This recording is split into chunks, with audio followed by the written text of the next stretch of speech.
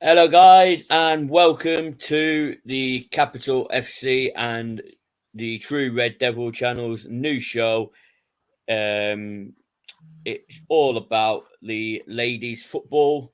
I've got the pleasure of meeting Barry and Connor for the first time. They're appearing on at least my channel for the first time. So nice to meet you, Barry.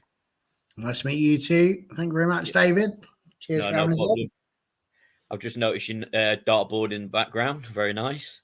Yeah, nice little dartboard. We've got the Man United crest over on the other side as well. So a bit of David Beckham's tracksuit, believe it or not, from an actual England game. That's a bit bizarre. Decent. And also Connor as well. How you doing, Connor?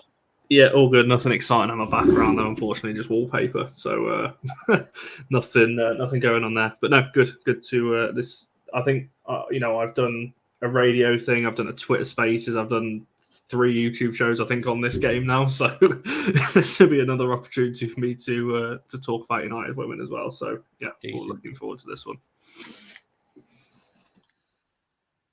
There we go. I'll change it to that one. Yeah, so today we're going to be discussing the ladies' games that happened at the weekend.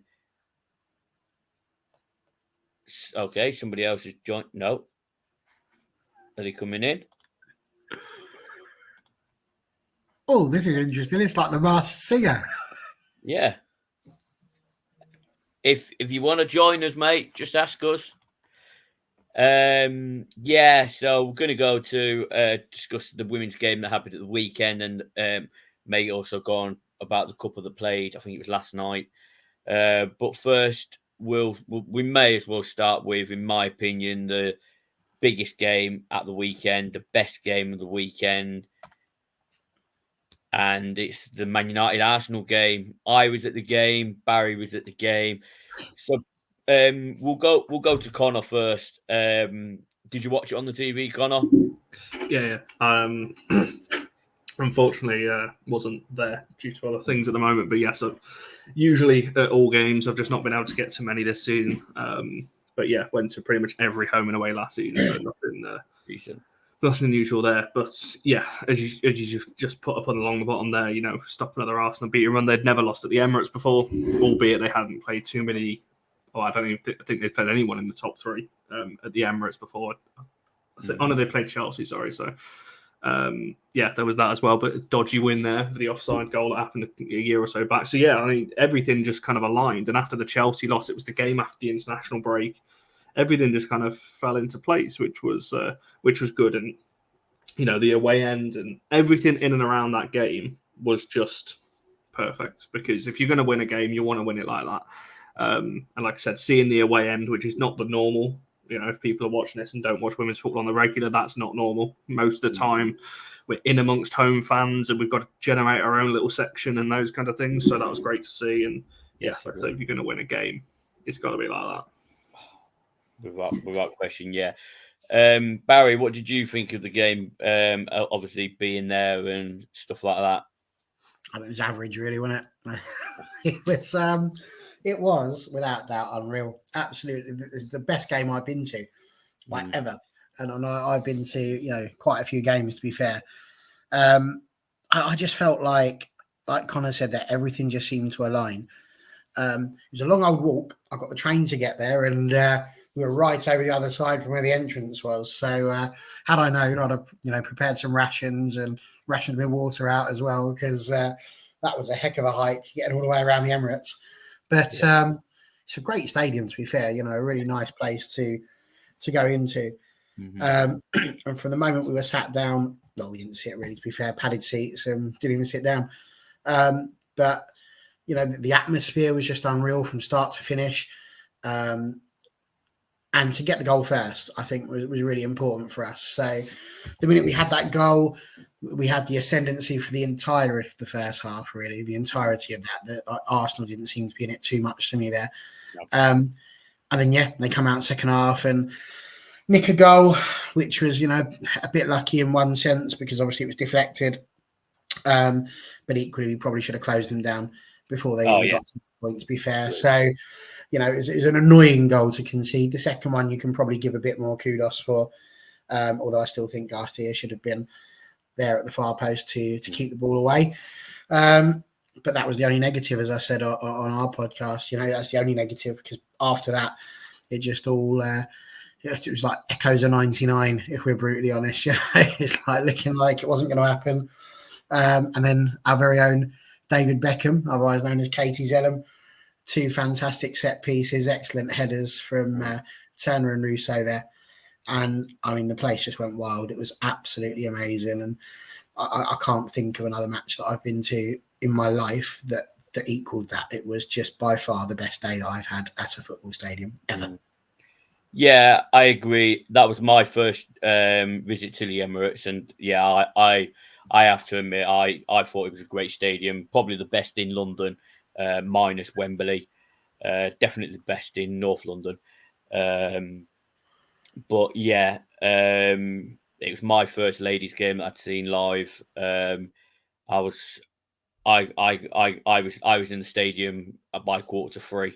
I just like I'll get in, and I sat there for like an hour 45 minutes. Went down, saw the ladies training, etc. And I thought I didn't think we were going to attack as we did in the first half, but I was very, very impressed with the way we kept the ball, and we had the chances. Leah Galton had a fantastic shot early on, maybe first 10 minutes or so, and it was a great save. And then we got a bit of luck with the first goal with the dodgy keeper, but they're the chances that you need to take. And Tooney did it for us, which actually Tooney's on the back of this strip. And I was a bit disappointed when the second half started and they scored, but it's football. It all happens for a reason, and then they went and scored. And I did think when Leah Galton went off, I was a bit worried that we may not get back in the game, because I thought Leah Galton played fantastic. Her and Katie Zellum bossed the midfield, in my opinion, and I thought it was going to be a big loss, but we turned it around. Like you say, 2 great assists by Katie Zellum. The first header by Turner, I wasn't sure if it had gone in at first, and then I realised, and then I don't know. I was saying to people when we were losing 2-1, I was like, I think we're going to win 3-2. And when we got back to 2 each, I was like, oh, we've got a chance. And then they announced the injury time. It was like 7 minutes. I'm like, what the hell? And then like 30 seconds later, we scored. And like you say, the atmosphere was fantastic. The home end, or the home fans, absolute poor. But no, the away end was fantastic. Could have had better seats. Couldn't have asked for a better game to go to for my debut. And yeah, that is probably up there as well with one of the best ever games I've been to. I mean, I've been to a few. One of them, it'd probably be in my top 3, possibly. I mean, I was there when Berbatov got his hat-trick against Liverpool. I was there when Wayne Rooney got his overhead kick against City. I was there. Probably my favourite was probably the League Cup semi-final, second leg in 2010 against City, which was my first Manchester derby. And I was in the Stretford end with my dad, who's a City fan. So I was able to jump on him when Wayne Rooney scored the winning goal in injury time. And he couldn't do anything about it. And then we had a 4 or 5 hour journey home with me winding him up. But it just like you say, it clicked, and we deserved to win. I don't think anybody can say that we didn't. We were much the better team all through the game. We had maybe 10-15 minutes where we went a bit meh, but we allowed them to play. And I agree. The first goal for them, we should have closed it down, and and the second one, I don't know where the defender was. It was a fantastic assist. I can't take that away from them. But when the defence isn't there, it just makes it a bit more easier. So, well, Blundella's gone central, hasn't she? She moved into the middle. The two centre backs have moved out a little bit to the right because obviously Honor was trying to track back and stop the cross at some point. It just didn't quite happen, and Lucia didn't get herself back to cover Hannah in the way she should have done, really. Yeah, and obviously I was saying about their goalkeeper at fault for the first goal. I mean, she made two great saves, like 88th, 89th minute, one which led to the corner, which we scored from. And I'm like, I was like, chop this girl's hands off. I mean, two great saves. One was, I'm trying to think which one led to the corner. I think it was the Canadian striker, and I can't think of her name. But yeah, the goalkeeper made two great saves, and our goalkeeper did nothing all game. She didn't make one save, and in my eyes, you couldn't blame her for either goal. First one was just a fluke, and the other one was just well struck. So we said that about Mary from the start of the WSL. I mean, she's conceded 5 goals. 3 against Chelsea, 2 against Arsenal, and we're yet to find one where we can put Mary at fault for. So exactly, yeah. I think as the banner says, United stopped another Arsenal unbeaten run. I said it before the game. I don't know if you heard the quiz that they were doing about how many games they'd gone unbeaten, and I was like, you don't want to play United on an unbeaten run. I mean, we stopped to 49. I swear we stopped a run of Liverpool. I'm sure we were the team that beat City at Emirates for the first time. Not Emirates, Etihad. So you just don't want to play Man United when you want to run, because we'll beat you. I mean, we beat Arsenal earlier on in the season when they were on an unbeaten run. So you just don't want to play Man United. I'll go on to not for United fans, but for Arsenal, the Beth Mead injury. She's a top striker, and she's going to be a miss for England as well as Arsenal. Do you think that could affect Arsenal going forward, Connor? Yeah, I mean, it's definitely going to be a loss. I'll start with a wider point now. I actually got told about the injury before it came out a day or so I kind of knew this was coming anyway. And for me, it's not just the Mead injury. There's so many players out right now in women's football with ACLs. Now, this is something that needs addressing, because it's not just accidents happen and things happen on a pitch which are avoidable and sometimes just accidental. But ACLs in women's football is a massive problem because it's repeated throughout the whole of women's football across Europe and the planet, really.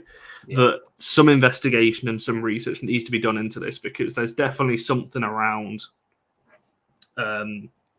women's football, and I don't know. I don't know enough into it, but research definitely needs to be done, because it's no coincidence that there's just so many more ACLs in the men's game. You hear about one every couple of months. Women's football, you're hearing one every day. You're hearing a couple every day, and it's always the same. So, yeah, it's a shame for her. Firstly, I hope that she recovers, but not only for Arsenal, for the World Cup next year for England. Now, ACLs, you're looking at about 9 months. That would put her out. I think we worked it out on the show that we did on our channel the other day, that she's going to be back about 3 or 4 weeks before the start of the World Cup. Now, the season would have finished by then. There's only 1 or 2 friendlies before the World Cup, so she's not going to be as match fit going into the World Cup. It's going to be such a tight turnaround. So for her, it's kind of ruined her World Cup chances as well for next year, potentially. So, yeah, from an Arsenal point of view, yes, they'll miss her, but I think when you're looking at Arsenal's squad, if they didn't have the other injuries they've got, they'd probably be all right, because their squad is pretty stacked. They're very similar to Chelsea in the respect that they can lose a couple of players, and they've got 3 or 4 world-class players sat on the bench anyway, so it doesn't really matter. But Arsenal at the moment have got about 7 or 8 of these types of injuries. Obviously, Williamson's out, Mead's now out, Little's been out. They've got a lot of key players that are out right now, so it'll be a miss. I would still expect Arsenal to be strong, though. They've still got Miedemar, they've still got Splastenius, they've still got other players in and around that attack. Iwabuchi doesn't even get a game right now. she's one of the best talents in the WSL. She doesn't get a minute. She didn't even come on the other day in the Champions League, I don't think. So players like that now would get minutes, which is probably a positive for that career as well. But yeah, I think the overwhelming thing is I just hope Beth Mead recovers, I guess, if you're looking at it from an England point of view. Yeah. What do you think, mate? I think, if I am brutally honest, that there was a bit of a hoo-ha about the foul in the first place, which I don't think was a foul. I think it was innocuous, and I think you had some Arsenal fans, if I'm honest, that were looking, probably rightly, for someone to blame, because I can imagine being an Arsenal fan at the moment, they must be quite annoyed with, I suppose, what's happening to their team at the moment. They're having so many injuries and so many people happen to go off. I mean, Miedemar had to go away for a bit as well, just to try and get her head straight, and lots going on for them. So I think that was the first thing that I think that really sort of got to me, because like we had the foul on Nikita Paris, I mean, if one's a foul, so is the other. So in that case, we should have had a penalty, which would have given us a chance to make it 2-0. So, I think it swings and roundabouts on that one. With regards to Beth Mead in general herself, she's a fantastic player. She was superb during the Euros, pivotal, I think, towards us getting to where we got to and winning it in the first place. And I don't want to call it like a breakthrough season, but it was certainly the season where I think she burst onto the worldwide scene a bit more. And, there was shouts for her to be included in the Ballon d'Or conversation. So, I think she's a great player, and she'll be a big miss for Arsenal, a big miss for England, and a big miss for the WSL, because you want the best players playing, because, that ultimately adds to the spectacle. If you're not got the best players playing, it's not that great. What I would say, though, is that Arsenal have been missing players for a fair part of the season, to be fair. And it's not really been noticed. They've beaten every team they've come up against, except for, that small team called Manchester United. And that was their first defeat of the season. And I have to be honest, they still got the draw against Juventus in the Champions League. And when you look at their run-up, they don't play Chelsea now until the 15th of January. So, they've got another couple of games. And I suppose really their hope will be they can get some of the other minor injuries back to rebuild their team a little bit more. And of course, when they do that, that's when, not only fans everywhere are going to be crossing their fingers, hoping that like it's a draw, I suppose, or even that Arsenal win it, to be honest. So I think it's going to be really interesting seeing how it all runs through. But I totally agree with what Connor said at the end there. Ultimately, you just want Beth Mead to come back and feel better. And I think, if I'm right, Connor, Aoife Mannion's in ACL as well, wasn't she? Yeah, Mannion's, and just very quickly before you just jump back in. So the two players, you mentioned the Ballon d'Or there. So the player that did win it is obviously Alexia Putellas. She's also out with an ACL right now. Beth Mead was only about 20 odd points behind her in the Ballon d'Or, but Sam Kerr came third. So you've got your two best players, Ballon d'Or wise, out with ACLs. Putellas is on back to next year. You're looking at from an Arsenal point of view, as you just said there, they've got Beth Mead, Little, Hurtig as well. Williamson and Sousa, who's probably their two best defenders, that are both out long term as well. When I say long term, I mean they're not going to be back till next year at some point. Then you've got other players as well that are now injured. Miedemar's not fully getting to the squad. I mentioned Iwabuchi as well. They're missing so many players, so they're in trouble. Not only if they don't get some of those barriers, get some of these players back, they might start dropping. I don't think they'll drop out of the top three. Their squad is still too good for that.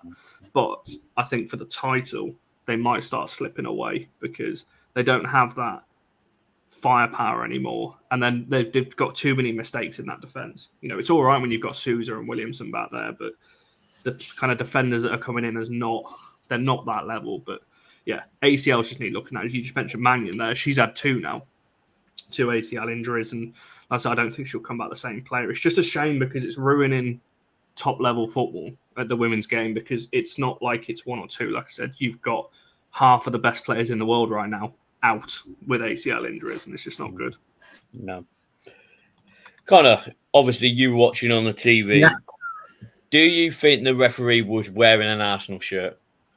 I wouldn't say so. Personally, I think it swings and roundabouts. You get some decisions for you, you get some against you. You look at the Chelsea game, you could argue that Chelsea should have had a penalty in the first half. Mark Letitia just completely wiped out Guru Wright, and then we got away with it. So I think you get some and you lose some. To be honest, I quite liked how some fans like it, some don't. I quite like the fact the ref was letting a lot go, because I don't like games that are really stop-start and constantly, that's a foul, that's a foul. I'd rather see harder tackles and just let the game flow a little bit rather than stop-start. So, yeah, maybe some decisions. I said the penalty. To be fair, the more I watch the penalty back, it's been nearly a week now. I don't think it is. The more I watched it at the start, I thought, yeah, it is. But the more you watch it, the softer it gets. And I just think, yeah, I'm not. If that was against us, like I said, you could argue the Letizia one on Brighton. You know, she completely cleaned her out, and Chelsea didn't get a penalty for that. So, yeah, ultimately, I don't think so. You know, you could argue Nikita Paris was walking a tight line. She was on a yellow card and completely took. I think it might have been Beth Mead in the second half. Completely took her out. Yeah, but what was she on a yellow card for?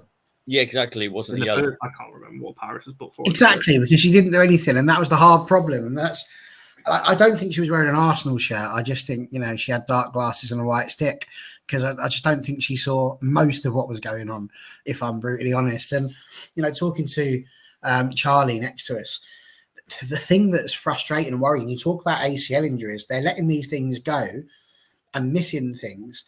And we had the same thing when we played against Chelsea. It was the same problem. We were seeing things that should have been a yellow card not given. And then ultimately, when you do get yellow cards given, it's for something completely innocuous and rubbish, like a slight tug of the shirt or something. Yeah, which is what Nikita got booked for. Exactly. And it's no good. It's no good to anybody. You know, yes, there's things like that stop the flow of the game. And if they're being done sort of tactically, I suppose, to try and stop the opposition, then I get that. As to why you'd want to call that a foul, but they need to be totted up. I can't remember who did it and on whom, but it was the one that Mark Skinner got booked for eventually. And it was a poor challenge. She wasn't in control of what she was doing. And that's the sort of thing that I think anywhere else you would have seen a yellow card for. I mean, Arsenal walked out of that game without a yellow card, and we came out with 3, one of them for the manager. And when you look at what the yellow cards were for, what they were actually given for, they just weren't very good. So I think the standard of officiating at the moment in women's football is nowhere near the level it needs to be. And if we are serious about injuries for players and things like that, you might get something like what happened to Beth Mead, which just happens. That was going to happen at some point in that game. You know, it didn't just all of a sudden happen that moment. There was clearly a deficiency in Beth Mead at that point that was ready to go if she went wrong or stood wrong or did something wrong. And that was it. She fell over wrong. Which was unfortunate. But, you know, these refs have got to protect the players better, because at the end of the day, it's not good. It's not good. Yeah. Really poor officiating in that respect. Forget penalties and all that. They've just got to see the game better. Yeah. All right, before we go on to the other games, Connor, who was your man of the match for the United Arsenal game? Barry. But no, Christ, who did I say? The thing is, I've done this 3 times now, and I've given. Right, you're used to changing your mind, mate. You do that often. And I've given a couple of different names. Player of the match. I'll go for Katie Zellum again. I think that's twice I've chosen her, purely because she's got so much stick off her own fans in these types of games. So some of it justified, but far too much for kind of my liking. And yeah, 2 set pieces that are on the money again, as they always are with her. Yes. And just control the midfield. So yeah, I think Katie's element in that respect. Yeah, that to me, it wasn't just the 2 assists. She, like you say, she bossed the midfield with Leah Golton, and yeah, that's a fair man of the match. Unlike the ones in the World Cup at the moment. How about you, mate? Yeah, Katie Zellum all day long. I've been a big fan of Katie Zellum since the day that I first started watching, and you know, I feel like she does do what we call the quarterback role. So she gets the ball, she looks for those passes, tries to find a way to move the team forward. And if that's not available, then obviously she goes backwards, because what else can you do? But that's no different to passing it to the running back, right? So, you know, it's not that difficult really for me to choose Katie Zellum as the man of the match in that game. Yeah, see, I've gone with a different person, but obviously quite a few people could have got it. Mine was Alicia Russo, not just because she got the winning goal, but I mean, she caused the Arsenal defence so much trouble all game. I was speaking to the person next to me, and I was saying she reminds me a lot of Lukaku, but a much better player, because what Lukaku was good at was holding up the ball, and he used his strength, and that's probably his best asset. And watching Russo, she was holding up the play. It was hardly anyone able to get off her. And obviously, the difference between Russo and Lukaku, in my opinion, Russo may be a bit like not fat, but muscular and big, so she can hold off, but she's got the speed as well. And for me, Russo, man of the match. But Katie Selim could have got it. Yeah, agree. Maybe even Tooney, but yeah, for me, Russo. I thought Mary Lapps had a shout as well. To be fair, she was. She was good. I was going to say, actually, that's the first time I've heard Russo's name mentioned as kind of player of the match. So because, like I said, this must be the fourth different thing I've done on this game. And I've heard Ladd, Zellum, Tooney. Who else? Who did somebody say the other day? Who did we have on the poll, Barry? Who did we put? Blundell, Meyer, Zellum. Blundell, Letitia, Toon and Zellum. That was it. Yeah, so it's fair points made. I can't say I disagree too much. So that's the good thing we said at the other day, that the fact that so many players were in with a shout. Yeah. I'd rather that than we going, oh God, who could be player? We had so many that could be mentioned. Hey, that did really well as well. Yeah, yeah. But if you're going to beat Arsenal, you need a team that's going to perform. That's the whole thing. You can't just have 2 or 3 performing and beat a team as good as Arsenal. So luckily, we all turned up. Yeah. So we may as well go to our title rivals and talk about the Chelsea and Tottenham game. Obviously, Chelsea won 3-0. Quite easy win, really. I mean, it was all over after 36 minutes.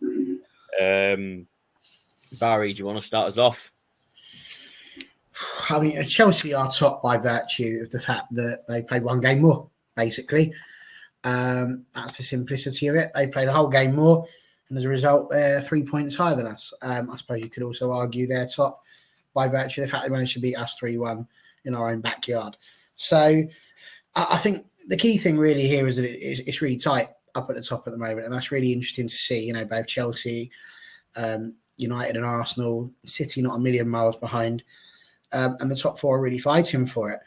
I think what's really interesting about Chelsea this season is, again, they've won every single game they've played, with the exception of their first game against Liverpool, which was highly unexpected, with Liverpool just coming up from the Championship, and they weren't exactly setting the world alight when they were in the WSL before they got relegated. So, they had a dodgy start, but they've come back and they've got some great players.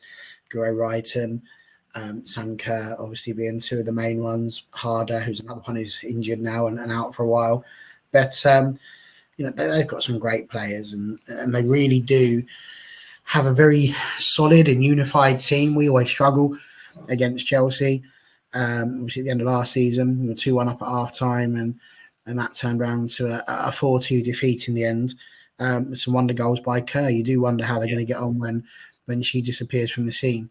But, I think that they've done incredibly well. They've conceded 6 goals, but scored an absolute bagful, really. They're averaging, it's got to be almost 3 goals a game at the moment. And don't seem to be any sign of them slowing down or any sign of them stopping. So make no doubt about it, Chelsea are the team to beat in the league this year if you want to be the title winners.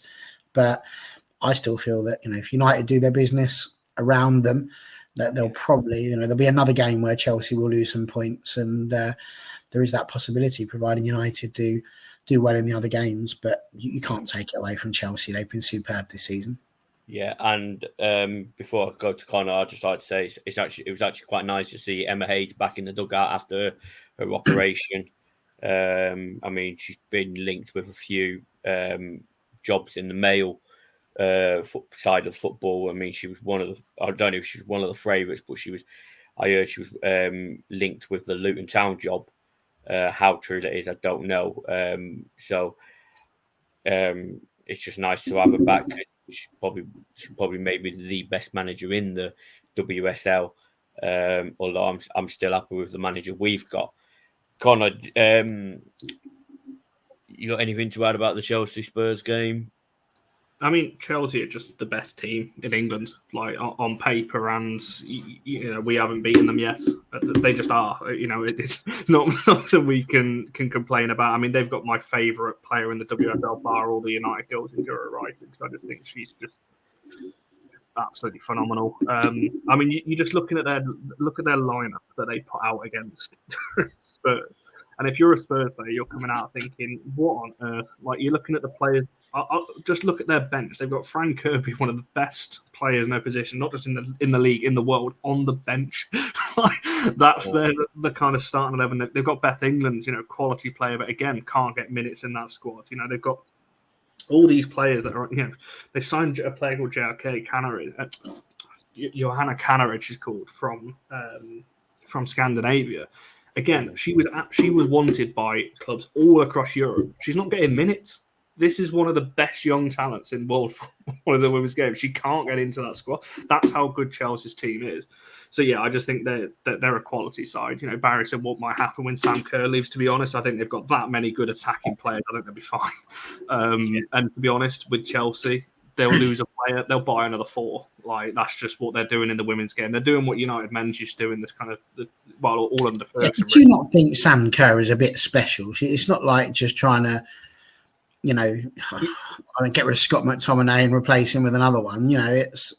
We are talking about one of the best strikers of our time, surely. Well, yes, she is, and she didn't come third in the Ballon d'Or for no reason. She definitely is one of those. But I think with Chelsea, that they'll just buy somebody of similar quality anyway, because that's just what they do. Like I said, I was just about to say there, Chelsea do what United. You heard it here first, then. Beth Mead or Alexi Putellas to Chelsea. Chelsea just buy every other best player from teams around them to weaken them. Obviously, they did it with us with Lauren James. I mean, James was going to go at some point anyway.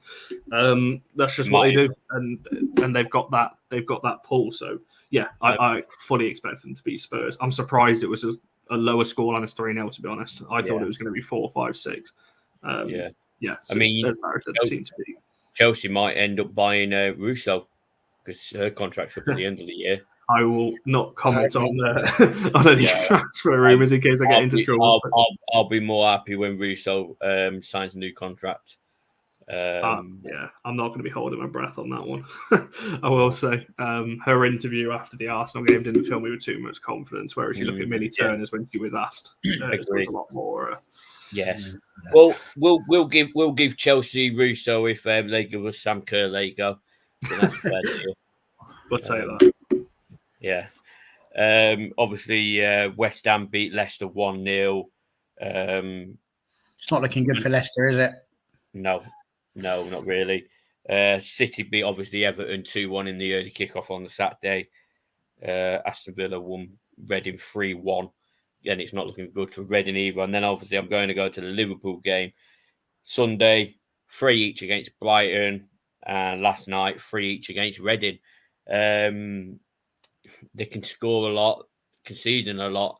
I think whenever Liverpool are playing, it's we can score more than you, and it's like literally attack by both teams, and it's literally on Sunday. Okay, that's gone wrong now. They were 3-1 down, and they got a 92nd minute winner, and then I think last night they were 2-1 up, I think. No, it looked like it went 1-0, 1 each. Oh, yeah, they were 2-1 down, and then they got back to 3-2, and then Reading equalised in the last minute. So I think when United play Liverpool, whenever it is, I think it's January, I think it could be a really tasty game, but I think we'll walk all over them. I don't want to get too big-headed because it shows that they can score, but we're much better than Reading. We're much better than Brighton defensively. So I can't see us shipping 3 against Liverpool. But it's a crazy game, really. Liverpool, they're just a weird, a strange old side because they've got a decent coach. Now, Matt Beard's not a bad coach. I don't know if anyone's seen his Twitter interactions recently, but he was actually inviting fans to come down to the training ground and saying, look, if you really don't think we're trying, come and watch us. And, you know, he's very open like that and wears his heart on his sleeve. So I rate him. I don't think he's a bad coach. You know, they've got some good players in there. You know, Julie Flaherty obviously came from West Ham, knows Matt Beard really well. They've just got... I think they'll be fine to stay up because Leicester are just so bad that, you know, they're not going to go down. But like you said, for Liverpool, obviously I don't want to see it, but for them, it's about converting some of these draws to wins. It's like us last season. You know, we needed to convert some of our draws to wins. That's what Liverpool need to do. They can't keep shipping draw. And the games that they've lost, you know, they only lost 2-1 to City. They only lost 1-0 to Villa. They're not losing heavy. You know, I think they only lost 2-0 to Arsenal. So it's weird. In the games that should be harder for them, they're conceding less. But in the games where they're going for it a bit more, they're conceding, you know, 3-4 sometimes, but scoring more as well. So they're a weird side. Which is why I'm not convinced they're going to go, you know, all gung-ho against us. But, I mean, Liverpool are going to be fine this season, as are Reading. You know, the team that's going to be leading this league is Leicester because they've just had absolutely nothing. You know, they've only scored 2 goals all season. And that's just not, it's not sustainable to play that poorly and stay in the WSL. But, you know, talking about Reading, we scored 4 against them. And, you know, Liverpool have whacked 3 past them. So there's no major surprises there. I think Liverpool are going to be all right when it comes to WSL this season. But, yeah, I would be with you. I'm not holding out massive worries about playing them. The only thing that's going to go against us there is the fact that it's the United-Liverpool rivalry. And, you know, that in itself should be something quite tasty to see, like you say. Yeah, I mean, I mean, obviously it's the same for both clubs, but obviously United play on the 18th of December in the League Cup, and then we don't play then until the 14th of Jan, which is the Liverpool game. So it all depends on who eats too much turkey and who's in the gym in on Christmas Day, etc., and who can come back fit and stuff. So it could be. I mean, there's a month break. I don't know if there's any international games. Probably not with it being Christmas, but I don't know. It could literally be quite a really sloppy game. Trying to find fitness again. But I mean, it could be, but I don't think you're going to see that from the United side. You know, they're too prepared for that. And if we're in the middle of a title challenge, you know, Mark Skinner's not going to allow that. And the players are too professional. They won't allow it either. Yeah. So what Liverpool will do, I don't know, because I'm not in their camp. I've not seen how they prepare. But Mark Skinner's not going to let them, you know, turn up with too much mince pies in their system. So I think we're going to be fine there. Yeah. I mean, obviously we've got Villa on 3rd of December and then Everton on the Wednesday in the League Cup, and then 11th of December, Manchester Derby. We don't have the best record against the top teams, City, Arsenal, Chelsea. I think we've won 2 games out of 16, I think it was, both against Arsenal. So, and I've seen Manchester derbies, and I'm like, I think it was either 2 years ago when there was no crowd. We just let. I remember when it was, but I remember we played really well, and we just went off the boil, and we let City back into it. I think it may have finished 2 each, off the top of my head, but I can't really. I mean, sometimes I can't even remember what I did last week, let alone 2 weeks. The 2 each last season, City went down to 10 very early on. Well, I say early, it was halfway through the first half. Georgia Stanway, which he tried to assault Leah Golson. And yeah, that should have been a win, really. You know, we should be capitalising on playing against 10 players for 70 minutes. And also at the time, City had about 15 players out with injury, and we still couldn't capitalise and beat them. Last season was the one. This season, again, they're not as strong. They've lost their whole midfield. So we should be more confident going into this one. But we should have beaten them at least once last season. We were ahead in the FA Cup tie against them at half-time, and we conceded 4 in the second half. Yeah. So, you know, there was another chance to beat them. So it will happen. We need to beat them in the league this season. If we're going to get top 3, we have to beat them in the league at least once, I feel, this season. Is it the Etihad? It is, yes. Yeah, I thought it was. Yeah. So actually, while I'm talking about that, I was having a conversation with someone in the ground the other day, and he thinks all WSL games should be played at the main male stadium, so Old Trafford, Etihad, etc. What's your opinion on that, Barry? Yes, I think that is certainly the end goal. 100%, the girls should be playing where the men play. The reason why I don't just say yes immediately to that is purely because you want to make sure they've got the following that's going to make it viable. But yes, 100%. I think there's things in the women's game that need to be fixed. I think things like away ends are one of the most important ones. It's got to get the money in. That's really important. Without the money, it's really difficult for it to become self-sufficient and to become an entity on its own, which ultimately is what women's football wants to be. So I think, yes, I would love to see all women's games played at the main stadiums. I think that the big problem we got at the moment is fixtures. There's constant clashing between the men's fixtures and the women's fixtures. You get days where, for example, Man United or City might be playing at home, both men and women, but more often than not, the men are playing at home and the women are playing away, and it's too far of a distance for the people that might want to go and watch it or watch both to do so. And lots of people will choose, especially if they have season tickets, for example, they will choose the male game over the women's game, mainly because the men's season tickets are, you've got to mortgage your house for that sort of thing. So, it's quite tricky. I think if we did see it go to the WSL stadiums, we would probably see ticket price increases as well to help cover those costs more so, especially as you move lower down the league. But yeah, I think my biggest thing about football is that it's for everybody. So it should be equal. It should have that opportunity. I think what's been noticed about most games, especially the big ones, like Arsenal and United, you're going to get 40,000 people for that because the names involved are huge. Yeah. What we're noticing about playing at Old Trafford is that we get reasonable numbers, but they're not the biggest. I mean, I can't remember what the last one was, but it was about 25, 30,000, and that's Man United against Aston Villa. And that's where I think the issue might come. It's a bit like when you, in the men's game, it would always sell out for a big Premier League game, not so much for the little ones. It was always sold out for the big UEFA Champions League or Europa League games, but not when you're playing against, Sturm Graz or something like that.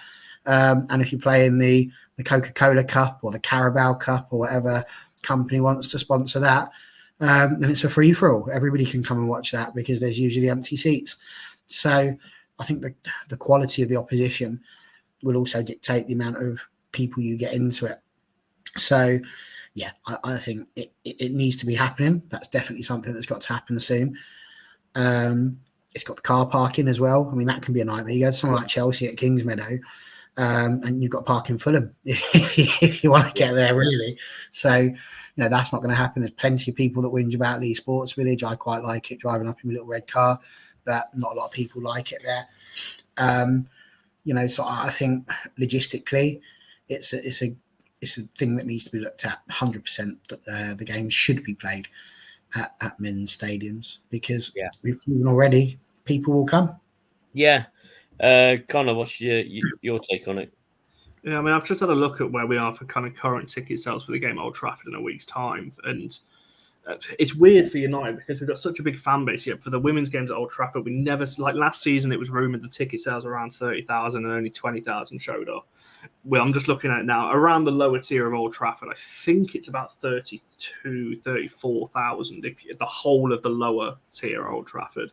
There is still so many blocks with not a single ticket sold on the lower tier, and the upper tiers haven't even been open. So you're probably looking at about 20,000 again for this game. And it's a bit frustrating because it's like Arsenal can get 40. They sold out 60 odd, against Spurs the other week. Why can't United? It's mid-World Cup now. There's no United men's games on. Why can't we get it? So I think that argument from a United point of view, it's not cost viable because they're seeing it going, oh, well, we could put it at Old Trafford. Yeah, and I think more games should be at Old Trafford, but we're not seeing the translation of people turning up as you would for, say, an Arsenal, or we don't know what it's going to be like at the Etihad, but I think they might actually outsell us, which is quite something. But it's annoying, isn't it, Connor? I mean, you look at the three teams that we brought to Old Trafford: West Ham, Aston Villa, Everton. I mean, they're good, but they're not big, tasty games. If you're trying to attract new people, you put the best things on. You know, if you go back to the WWE days, this is like putting, I don't know, Matt Hardy up against the Brooklyn Brawler and hoping that that's going to get loads of people in. It's not going to happen. You know, you want Hulk Hogan and the Ultimate Warrior, Stone Cold and The Rock, you know, Ric Flair and Bret Hart, Shawn Michaels and Razor Ramon. These are the people that you need to have. We're not having that. So we have these big stadiums that have got the opportunity to sell out. There's 40,000 at the Emirates because people want to see Arsenal and Man United in the title challenge. And it's not rocket science. You know which teams are the good ones. I mean, it was a shame that. Yeah, I mean, it was a shame that the Spurs game at the start of the season got postponed just after the Euros, etc. I don't know what the figures were for that roughly. But that would have probably been bigger. I think it goes back to I can kind of see why. Because, well, no, I don't now, but I could see the first few games at Old Trafford why it wasn't a bigger team, especially when fans were allowed in. Purely because if we get beat heavy, it's not a great sell to come watch United. If we had Chelsea at Old Trafford and we get beat 6-1 like we did last season, people are going to think I'm going to watch that every week.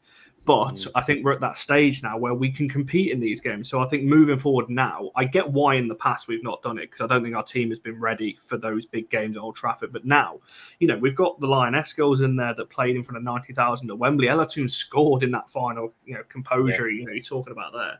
So we're ready now, I feel.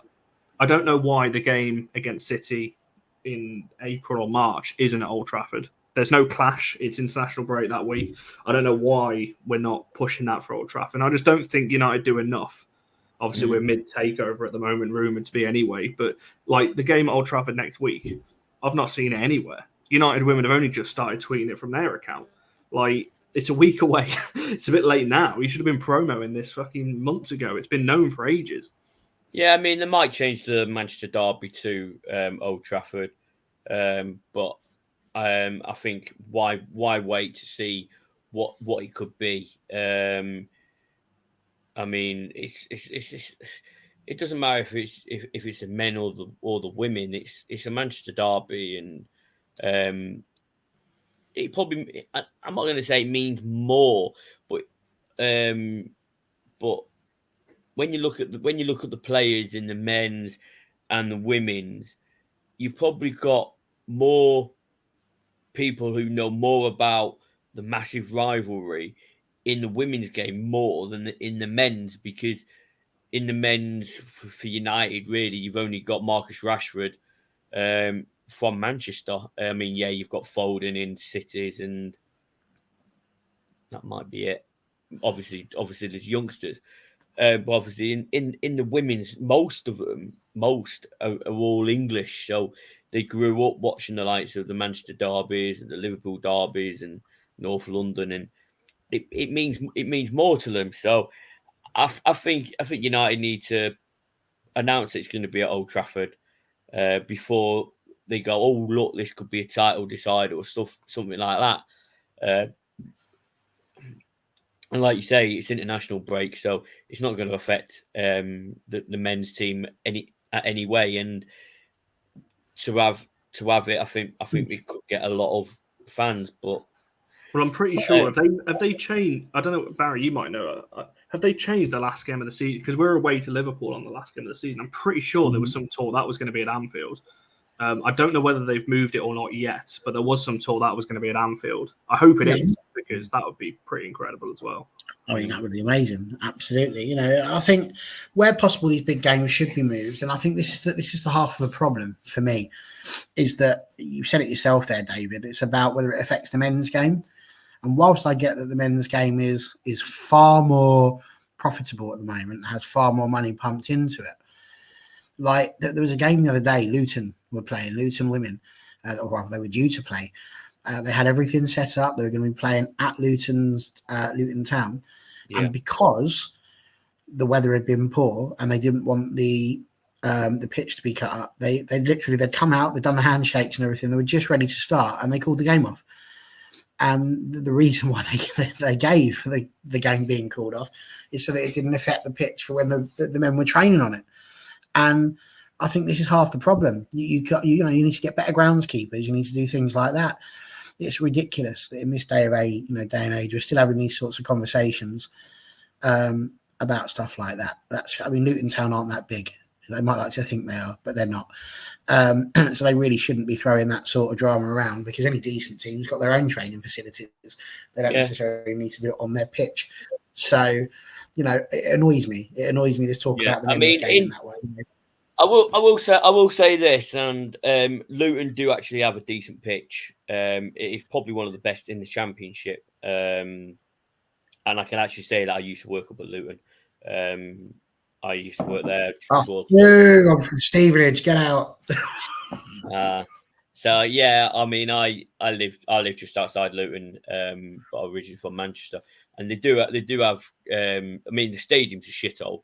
There's no two ways about that. I think most Luton fans would agree. I mean, you live in Luton and you're saying that's outrageous behaviour. So, to be honest,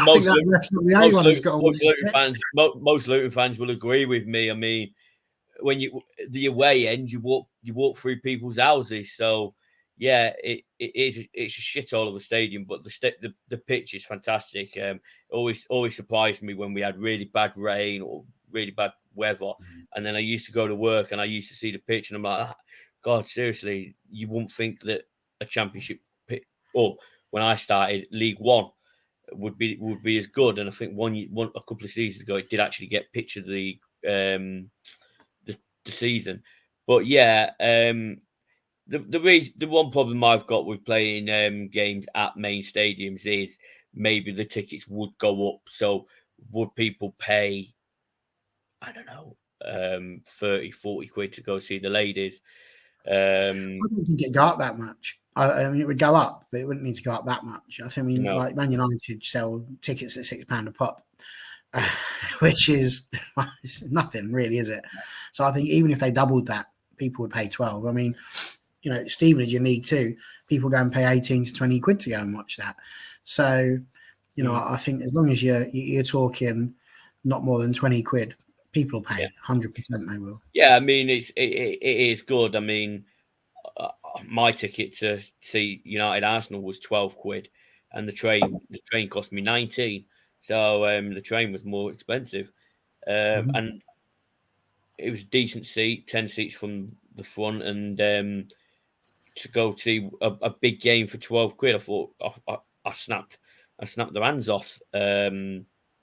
Unfortunately, I just don't have the money at the moment to travel up to Manchester for a men's game or a ladies' game, just because I don't drive and the train prices are so expensive that I just can't afford it. So as soon as I saw that it was at the Emirates, I was like, I'm £12. I thought train will cost me about 15, and I was like, I'm going to go. When I was so happy I did. Brilliant atmosphere. Didn't stop singing. I mean, what a game for my first one, and it's something that I'll never forget. But yeah, I think a lot needs to be done in the women's game, and I would push for main stadiums. But yeah, obviously, as you say, clashes with the men's game, but also obviously we've got to take into account the policing. Obviously, there's not going to be a lot of police at the women's game. I mean, I didn't see one policeman or at the Arsenal game, apart from outside when they were in a shop. That was when I got there at 2:45, 2:30. But I didn't see any really in the ground, or even when I left, I don't think I saw any, although I was too busy trying to wind up the Arsenal fans to notice. So there's not going to be a lot of policing needing for the women's game. But if, say, it's Man United versus Liverpool ladies, and same weekend you've got, I don't know, City Arsenal or something at City, that's going to take up a lot of police, and they're going to be like, nah, you can't have it at Old Trafford for that reason. And in my opinion, I honestly don't think it matters if it's at Leigh Sports Rally or Old Trafford. yes, Old Trafford will get more people, but I still don't think that you would need more police, in my honest opinion, because people don't really go to the women's match to fight or hurl abuse. They go for the love of the game. Yes, I was bantering with the Arsenal fans, but that's their own fault. They were quiet, so I thought I was in a library. But I saw no bad between the fans, a bit of banter, and that was it. Go to a men's game and you get idiots, and it ruins the football sometimes. You take it too far. Yeah, but yeah, I'd love the women to be playing at Old Trafford and Emirates and Etihad and Clanfield, all of them. I mean, and like the cup final, it needs to be played at Wembley, in my opinion. It's the way forward. If they're really serious about the women's game, they need to start putting the games in bigger stadiums. I mean, it's not. I've off the top of my head, is it Kelly Smith, ex-Arsenal striker? Yep. Yeah. I mean, I remember, obviously, I didn't pay much attention to women's football back then because we didn't have a team. But yeah, obviously Kelly Smith, probably the best English striker ever. And we're talking late noughties, and yet now we're still not seeing the teams playing at the main stadiums and stuff like that. And I'm like, something needs to happen, and maybe next season it will, but they just also need to remember that it's also for the fans as well, and not just making money and etc.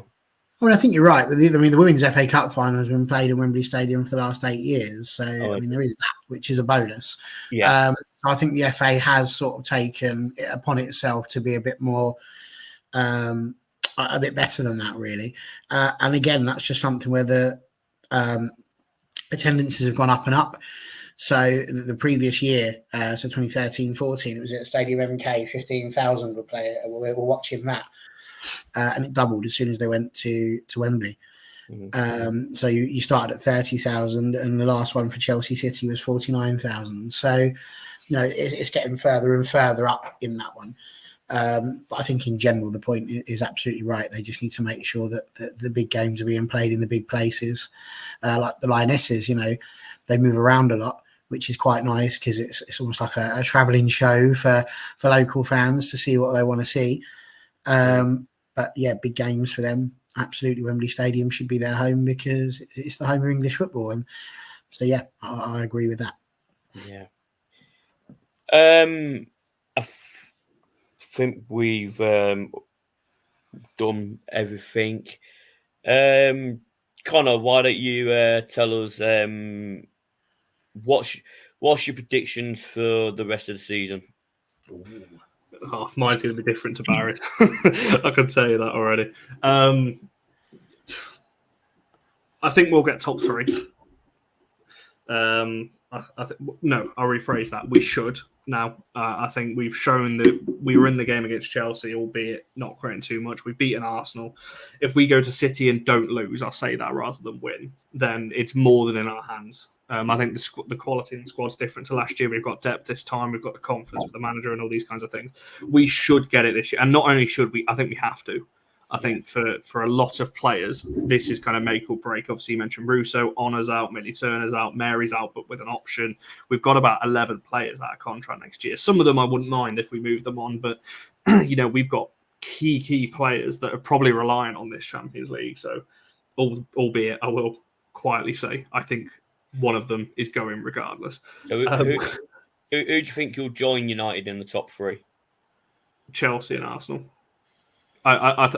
City look quite good, actually. I think people are underestimating City a little bit. They look good. They're picking up wins. They're just winning at the moment. And same with United. We're just kind of bar Chelsea game. We're just winning games, which is what we need to do. So that City game now is the one. That's why I say if we don't lose, because as long as we get a point, we're still keeping the gap to City. If we lose, then obviously we're not getting any points. City get the 3, and then we're back kind of in the position where we were last season when we played City at the Academy ground.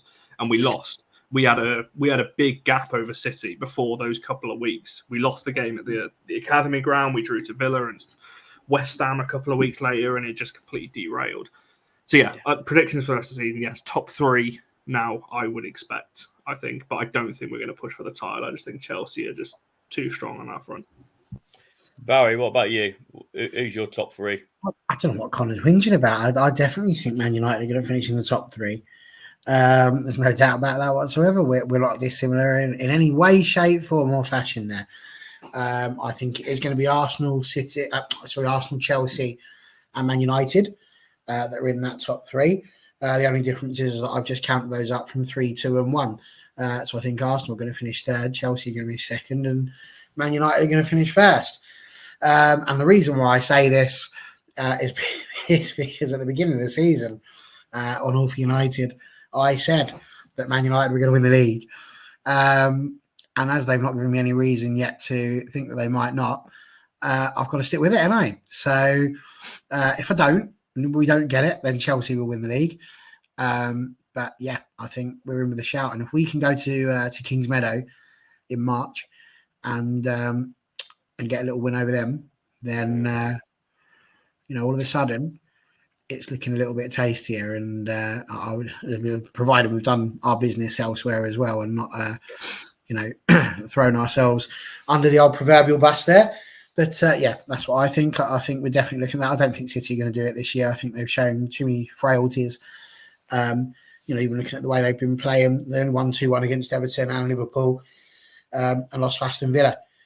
And Chelsea, they've not got enough. I think Arsenal and Chelsea are both going to take points off of City.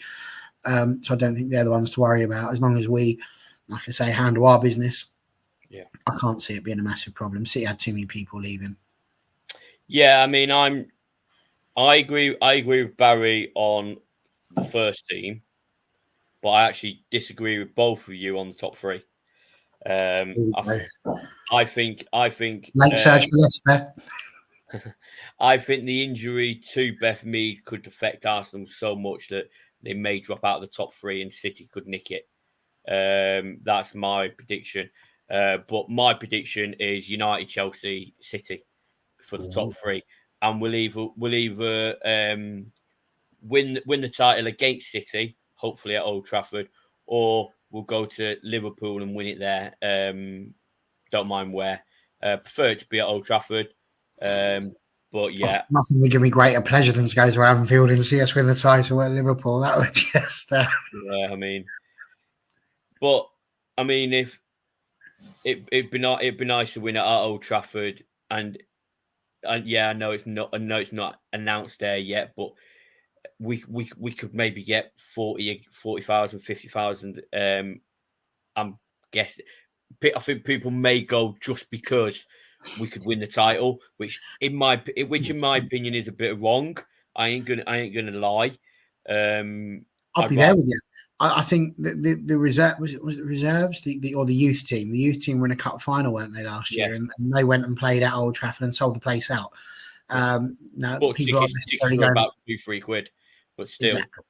But that's what I mean. If we're still charging £6-7 with a chance to win the title, I think United would have a lot of people coming to watch that, and I think we'd actually have a good chance of selling out again because Manchester United fans do support Manchester United. They may not necessarily come to all of them, but if there's a chance for something like that, then yes, I do. I think the city would turn out for that. I'd be there, no doubt whatsoever. Yeah, so, I mean, I'm gonna. I need to sort my job out and stuff like that, but I want to go to more United games, ladies as well as men. I haven't been to see the men in 3 years, and it hurts me to say that, but money problems and all that stuff. I may try and get a ticket to King Meadow for the Chelsea away, just because it's so cheap on the train. But I want to go back to Manchester. I want to see men and women play in Manchester. So that's my target for the next, say, couple of years. But I need to sort my my job out and everything like that. But Connor, Barry, thank you for coming on. I'm I'm sure we will do this again. Marcus Rashford's just come on for England, so that means that England are going I'll give it 45 seconds, they'll score. Yeah. So, Barry, why don't you tell people where we can find you? Well, obviously, Stevenage, I've given that much away so far. My stuff's here, just at the bottom. At OT is my church. Barry, you don't have to have the Barry bit, that won't find me at all. If you do the at OT is my church, Football Crazy is the name there. And you will see me most nights on All for United WSC as well. So, yeah, that's where I set up my tent, shall we say. Is that your Twitter? Yes, absolutely. I mean, I think Football Crazy would also be the Instagram and TikTok, but that's very much more pushed towards the Stevenage women than the United ones. Cool. Yeah. And Connor, why don't you tell us where we can find you? Pretty much the same place, just not the same Twitter at. No, my Twitter at's there if you want to follow me on there. But no, All for United WFC is the main one. Yeah, we've been going for 18 months or so now, following the women's team. We do every home and away. We've previews, match reviews, fans forums, match day vlogs. We do it all. So we've got all of that over there. And if you do come and check us out, please do subscribe, because we're very close to 1,000 now. But all of my time is, aside from my day job, all of my time then goes into that. I'm surprised Barry's not blocked my number, because the amount of times I send him voice messages. Oh, next week, should we do this? Should we do this? And like plenty of shows over there. Pride O2 won't let me.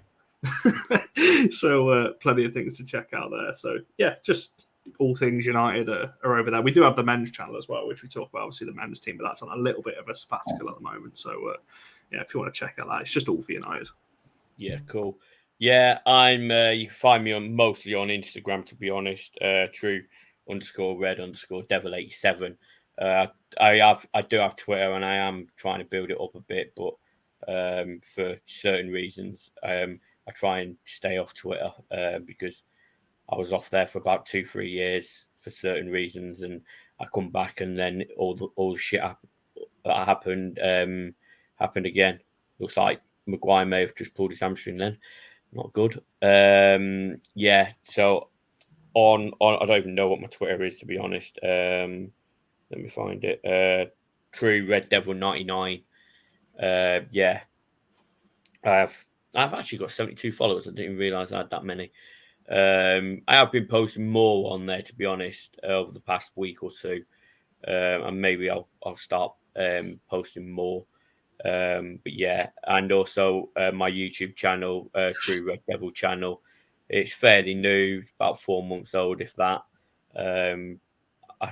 I've done many videos on there, even though I haven't done many for a while. This is obviously on there. I've done videos from criticizing Ronaldo to calling out Roy Keane. If anyone wants to question me about if I'm passionate about Man United, then go watch the Roy Keane video, because that was just pure passion from me and pure hatred for the guy. Thank you, Barry, for coming on. Thank you, Connor. I'm sure we'll cross paths maybe next week, or to do a preview for the Villa game, or maybe to do after the Villa game. But if not, take care. Have a good Christmas if I don't see you. I mean, I know we're 4 weeks away, but you never know when I'll be on. So thank you for both coming on. And I think today's been quite successful. So thank you very much, guys. Please like, share, subscribe to my channel, Sports Capital, Barry's channel, Connor's. Please help us out, because without you, there's no point in doing it, really. We'll put stuff out for you. You watch it. So thank you, and good night.